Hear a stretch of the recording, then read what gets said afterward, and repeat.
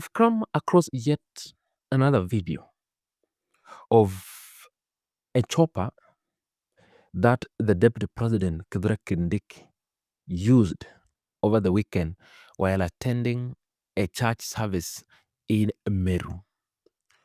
From the video that is here, the helicopter belonging to Proflights, a commercial airline that works in Kenya or that operates in Kenya, the chopper failed to pick its altitude and it now took off about some minutes and it landed back, forcing the Deputy President to use vehicles instead because of bad weather condition. I want you to watch this clip.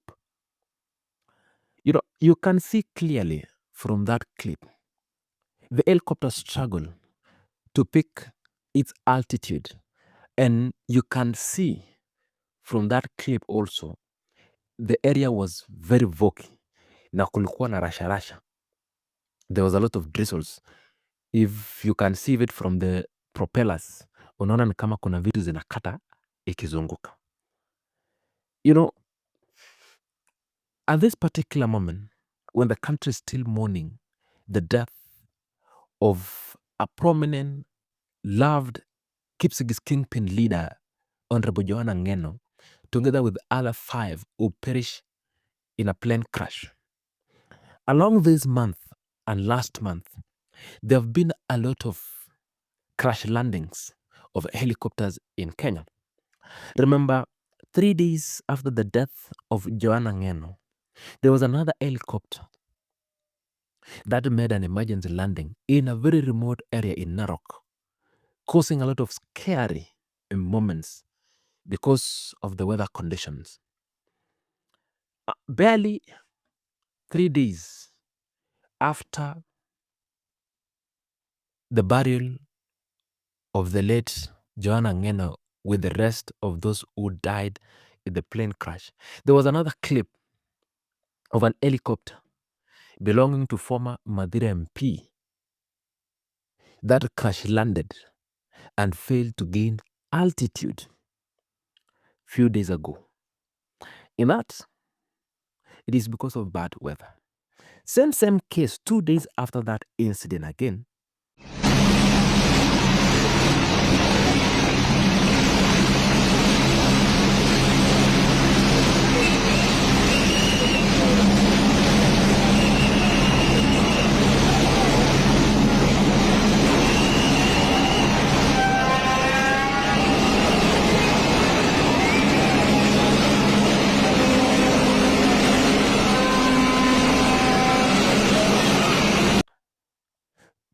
Another helicopter, this one now was carrying Kindiki, was struggling to gain altitude and visibility, forcing the helicopter to land back, and Kindiki sasa atumie magari kuja Nairobi kutoka Meru.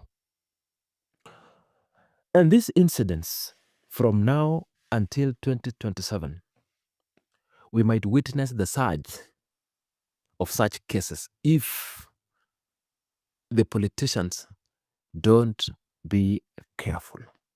I'm not putting any perspective, or I'm not putting any general consumption, but it is my opinion that in the world today, this is the way to clear or to kill a politician is by road accident or helicopters or aeroplanes.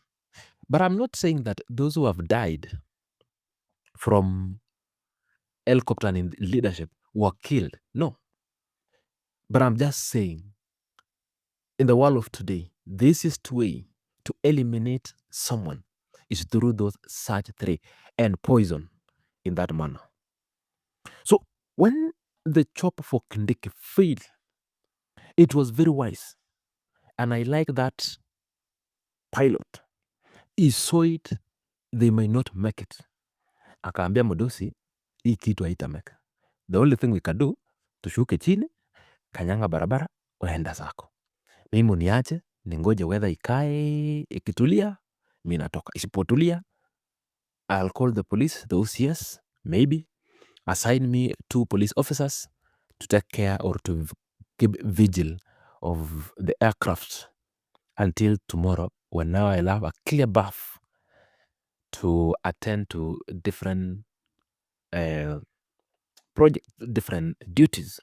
So it was very wise for Professor Kithure Kindiki, the Deputy President, to have taken that caution na akaona kweli hii chopper haitamek. And really you could see the chopper failed to gain that altitude. Imenguruma, ikang'ang'ana, kuamuka inasheka. So you could literally tell it could not manage the weather condition in Meru at that particular moment. So it's a call to all the politicians in the government, to all people, to be vigilant, particularly during this season when using these helicopters. Because the aviation authority, wanasemanga, you should be seen and you must see where you are going. That when you are flying in that sky, you should be able to see around 4 to 5 kilometers ahead of you. And you are flying in a radar that ndege ingine pia inakuona. That you must avoid the Voki regions. Because mnaweza collide, mambo yaribika vibaya sana. So it raises questions and it raises a lot of conversation. But at the end of the day, Kindiki justified the means by using road to come back to Nairobi.